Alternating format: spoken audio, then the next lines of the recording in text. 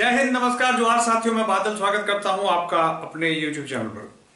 CTET के result ने तो इस बार चौंका दिया है लोगों को। आप जानते हैं कि सीटेट का रिजल्ट इस बार कितना खतरनाक हुआ है।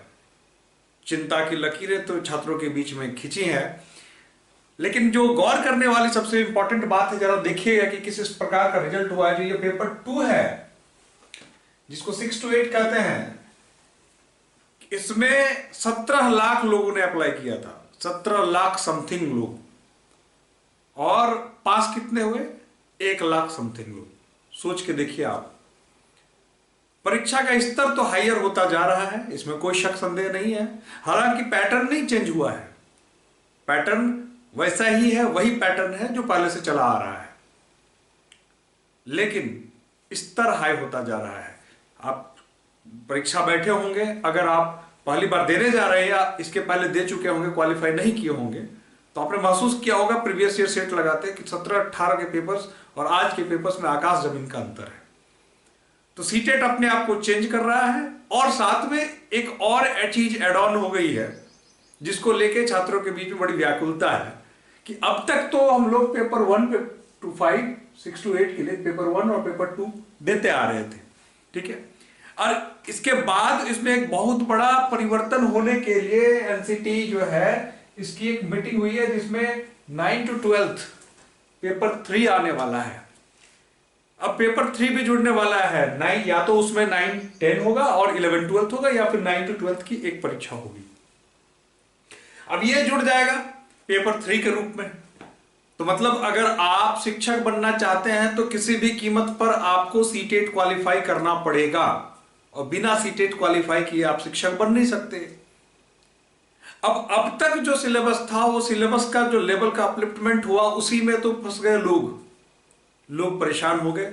जो पैटर्न से पढ़ने वाले लोग हैं, पैटर्न से पढ़ाने वाले लोग हैं, दोनों के लिए चुनौती वाली स्थिति बन गई है। वैसे विद्यार्थी जो अब तक सीटेट की तैयारी को लगता था कि 15 दिन 20 दिन पढ़ेंगे जाएंगे, हो जाएगा, लेकिन अब वैसा नहीं होने जा रहा है। पहली बात, पैटर्न जो लेवल है वो उसका अपलिफ्टमेंट हो गया, और दूसरी बात है एनईपी के तहत इस पर चर्चा हो रही है। तो अब तक जो आपकी परीक्षा है वो सीबीएसई लेती आई थी, लेकिन अब आपकी परीक्षा जो है सीबीएसई नहीं लेगी।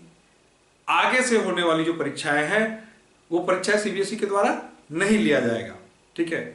तो एनटी के द्वारा आपकी परीक्षाएं होंगी, और ऐसी परिस्थिति में जो आपकी जो लेवल है वो हायर होना ही लाजमी है, और उसमें परीक्षा जो है वो आपकी ऑनलाइन हो जाएगी। ध्यान दीजिएगा, ऑनलाइन हो जाएगी परीक्षा। लेकिन घबराने की जरूरत इसलिए नहीं है क्योंकि आपके पास एक आखिरी मौका है, जो है सीटेट जुलाई और अगस्त। एनटीए जब परीक्षा इसकी लेगी, नेशनल टेस्टिंग एजेंसी, उस समय परीक्षा का जो लेवल होगा वो ऑनलाइन होगा, और पैटर्न भी चेंज होगा, क्योंकि बहुत समय हो गया है और बदलना भी चाहिए, तो वो भी चेंज होने जा रहा है आपका। और ये जुलाई अगस्त में जो संभावित परीक्षा है आपकी, यह आखिरी परीक्षा होगी जो कि प्रीवियस ईयर पैटर्न पर ही होने जा रही है और ऑफलाइन होने जा रही है, ठीक है।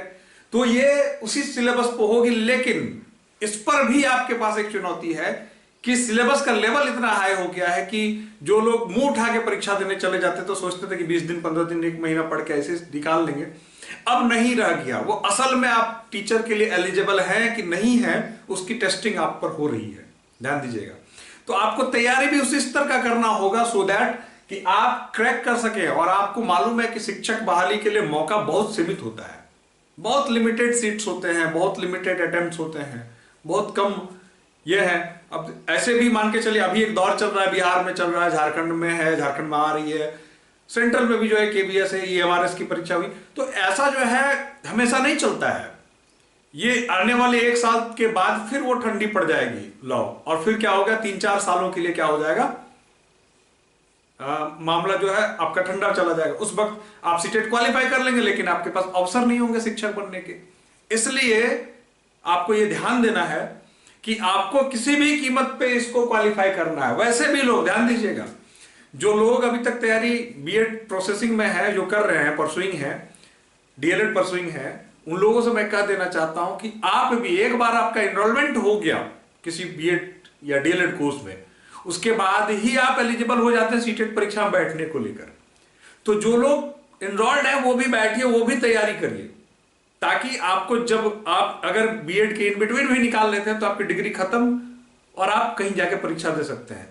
ऐसा ना हो कि आप बीएड कंप्लीट करेंगे फिर सीटेट के बारे में सोचेंगे और फिर सीटेट में आप 1-2 वर्ष लगाने के बाद तैयार होंगे तब आपके पास टीचर्स की वैकेंसी ना हो, तो आप ऐसी परिस्थिति में फंस सकते हैं। ध्यान दीजिए, इसके लिए आपको जो तैयारी है वो बिल्कुल बैक टू बेसिक जाके करनी होगी। वापस से एनसीईआरटी का जो दौर है वो आ रहा है। जिन लोगों ने एनसीईआरटी की पढ़ाई ठीक से नहीं की है उन लोगों के लिए बिग मुसीबत है, उनको फिर से पढ़ना पड़ेगा। एनसीईआरटी आपके पढ़ाई का माध्यम होना चाहिए। आप वापस जाइए, अभी आपके पास समय है। ये मत समझिएगा कि नोटिफिकेशन जो है अप्रैल में आ जाएगा उसके बाद हम शुरू करेंगे, फिर सिलेक्शन नहीं होगा, ये जान लीजिए आप। तो ऐसी परिस्थिति से बचने के लिए आपको आज ही तैयारी शुरू कर देनी होगी। इंग्लिश में बहुत लोग परेशान हैं इंग्लिश को लेकर।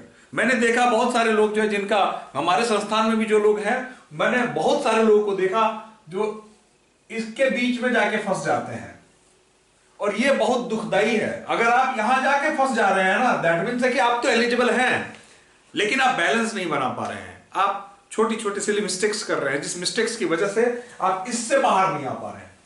और जिस दिन इससे बाहर चले जाएंगे आप 100+ चले जाएंगे, 110 तक चले जाएंगे, बात समझिएगा, तब आपका बेड़ा पार होगा। आप इसको लक्ष्य लेके चले, मिनिमम 100+ 110। आपको बैलेंस बना के पढ़ना पड़ेगा। अंग्रेजी में जो लोग परेशान हैं उन्हें परेशान होने की जरूरत नहीं है, क्योंकि अब से मेरे चैनल पर जो है आपको बिल्कुल बेसिक से इंग्लिश की क्लासेस मिलेंगी।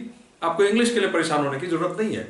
साथ ही हमारे ऑफलाइन सेंटर पर जो है आपको कंप्लीट क्लासेस मिलेंगी। कोई परेशान होने की जरूरत नहीं है, लेकिन पढ़ना पड़ेगा समय रहते। अगर आप चाहेंगे कि नोटिफिकेशन आए और तब शुरू करें तो बहुत मुश्किल है, ध्यान दीजिएगा। इसलिए अभी समय है आपके पास। अभी जो आपके पास इन हैंड, अगर आपके पास हम ऐसे देख ले तो जुलाई या अगस्त में परीक्षा आपकी होगी, जुलाई लास्ट या अगस्त फर्स्ट में आपकी परीक्षा होगी। और ये परीक्षा अभी तक जो लोग फेल हो चुके हैं वो प्रीवियस पैटर्न पे होने जा रहे हैं, तो उनके लिए एक राहत भरी बात है कि आप थोड़े बहुत मेहनत या फिर अगले 4 महीने तक सधे हुए मेहनत करके आप इसको क्रैक कर सकते हैं। जो नए हैं वो भी क्रैक कर सकते हैं, लेकिन उसके बाद जो आएगा, जब ये आएगा उसके साथ जो परीक्षा होगी, जो एनटीए परीक्षा लेगी नेशनल टेस्टिंग एजेंसी, उसकी परीक्षा का लेवल क्या होगा, ऑनलाइन हो जाएगा। हो सकता है कि बहुत सारे लोग बहुत पहले बीएड करके बैठे हैं और फिर आप कंप्यूटर में कंफर्टेबल नहीं है, ऑनलाइन परीक्षा देने में 2.5 घंटा परीक्षा देने में आप कंफर्टेबल नहीं, तो फिर आपको चुनौती हो सकती है वैसे में।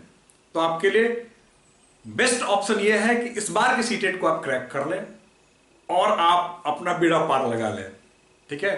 तो मैं आशा करता हूं कि आपने अभी के रिजल्ट से सीख लिया होगा। जो लोग पहली बार बैठ रहे हो वो अपने जो सीनियर्स हैं उनके रिजल्ट से सीख ले लें, और आने वाली जो आहट है, इस आहट से जो ये जो दिख रही है आपको, इससे बचने के लिए आपके पास एक मौका है। और आप जानते हैं कि बिना सीटेट किए आपको कोई नहीं पूछने वाला है, ठीक है। क्योंकि बीएड वालों की इतनी बड़ी तादाद है कि फिर क्या करना। अब तो लगता है कि शायद ही कोई ऐसा है जो बीएड ना किया हो। तो ऐसे दौर में आपकी कंपटीशन बढ़ने वाली है, बढ़ चुकी है, बढ़ने वाली नहीं है। तैयार होना पड़ेगा और बदलते पैटर्न के साथ तैयार होना पड़ेगा और बैक टू बेसिक जाके पढ़ाई करनी पड़ेगी। ऐसे नहीं कि ऊपर ऊपर पढ़े जाके परीक्षा क्वालिफाई, ऐसा नहीं हो सकता, ये असंभव है मित्रों। इसलिए जागरूक हो जाइए, आज से जागरूक हो जाइए और जुड़ जाइए। जय हिंद, धन्यवाद।